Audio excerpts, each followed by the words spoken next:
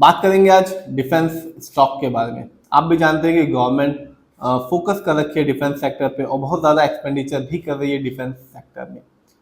जिस कंपनी को लेके आया हूँ या जिस कंपनी के बारे में बात करने वाला हूँ, अभी ही इस कंपनी ने एक्सचेंज को बताया कि कंपनी को एक बड़ा ऑर्डर हाथ लगा है जिसका जो कॉस्ट है वो है 1400 करोड़ का। ये वीडियो सिर्फ एजुकेशनल पर्पज है, हम कोई भी स्टॉक खरीदने की सलाह देते हो ना ही बेचने की। तो आज हम बात करेंगे सोलार इंडस्ट्री इंडिया के बारे में। ये कंपनी लीडिंग ग्लोबल मैन्युफैक्चर है आर्म्स एंड एमुनेशन में, एक्सप्लोजिव में। और आज के दिन यदि आप इस कंपनी के शेयर प्राइस को देखेंगे तो पहली नज़र में आपको लग सकता है कि महंगा है, और सही बोलूँ तो ये इस कंपनी का शेयर प्राइस महंगा भी है 13,770 रुपीज़ का, यानी कि एक शेयर 13,000 रुपए के ऊपर का है। तो काफ़ी ज़्यादा महंगा है, लेकिन जब आप इस कंपनी के लॉन्ग टर्म रिटर्न को देखेंगे तो ऐसा बिल्कुल नहीं लगेगा।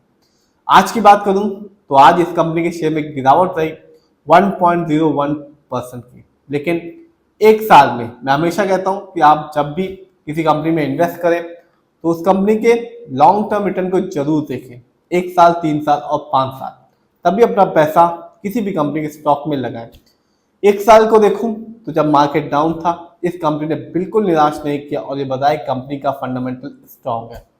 इस कंपनी का जो रिटर्न था 1 साल में वो था 37.58% का, यानी आज से ठीक 1 साल पहले इस कंपनी का जो शेयर प्राइस था वो था 9,726 रुपीज का, यानी 9,700 रुपए का शेयर प्राइस जो आज के दिन है 14,000 रुपए के आसपास था।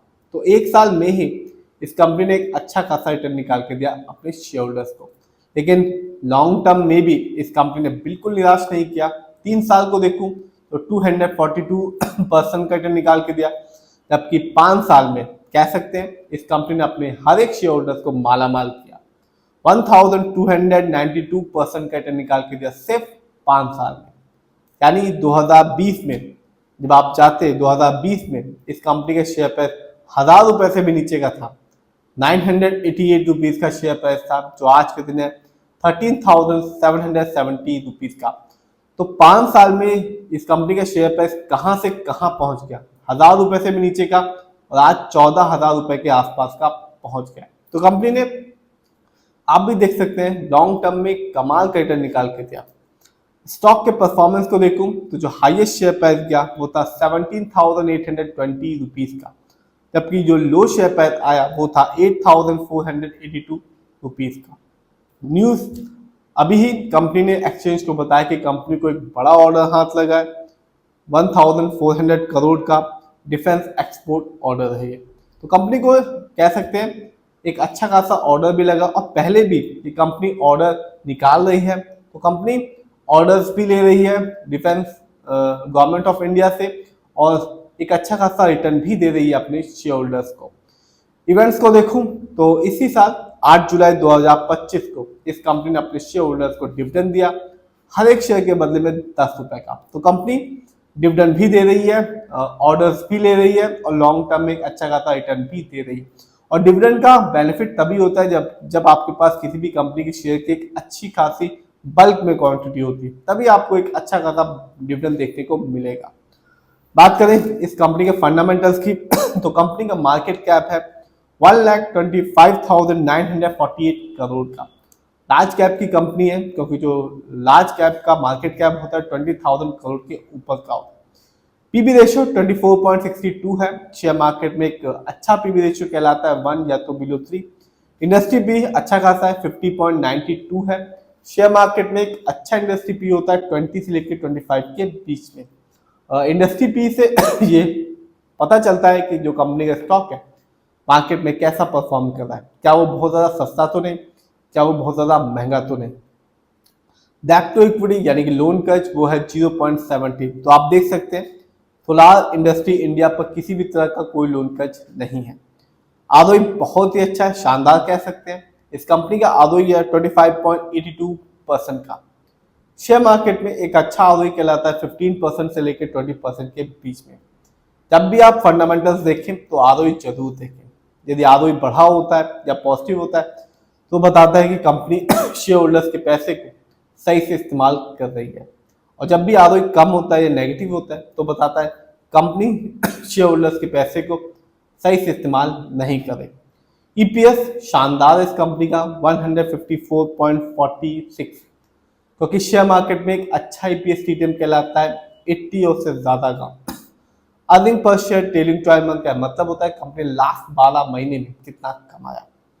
डिविडेंड यील्ड कम है इस कंपनी का 0.07 है। शेयर मार्केट में एक अच्छा डिविडेंड यील्ड कहलाता है 2% से लेकर 6% के बीच में। हाई डिविडेंड यील्ड ये बताता है कि एक शेयर होल्डर्स को कि इस कंपनी के स्टॉक को अपने पोर्टफोलियो में ऐड करना चाहिए। बात करें इस कंपनी के फाइनेंशियल कंडीशन की, तो कंपनी का जो रेवेन्यू है सितंबर क्वार्टर में रहा 2111 करोड़ का, जबकि 2025 जो साल अभी चल रहा है कंपनी ने ईयरली रेवेन्यू के मामले में कमाया 7611 करोड़। प्रॉफिट की बात करूं तो जो कंपनी का सितंबर क्वार्टर में प्रॉफिट रहा वो था 361 करोड़, जबकि 2025 में इस कंपनी का ईयरली प्रॉफिट रहा 1288 करोड़। नेटवर्क इस कंपनी का जो नेटवर्क रहा 2025 में वो था 4537 करोड़, जबकि पिछले साल इस कंपनी का जो नेटवर्क था वो था 3427 करोड़ का। तो कंपनी का फाइनेंशियल अच्छा खासा है। शेयर होल्डिंग पैटर्न को देखते हैं।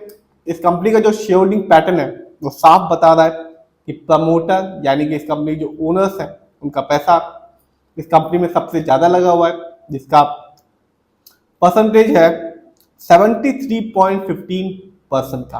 तो आप समझ सकते हैं कि प्रमोटर की होल्डिंग सबसे ज्यादा है, जो कि एक अच्छी बात होती है किसी भी कंपनी के लिए और किसी भी इन्वेस्टर के लिए।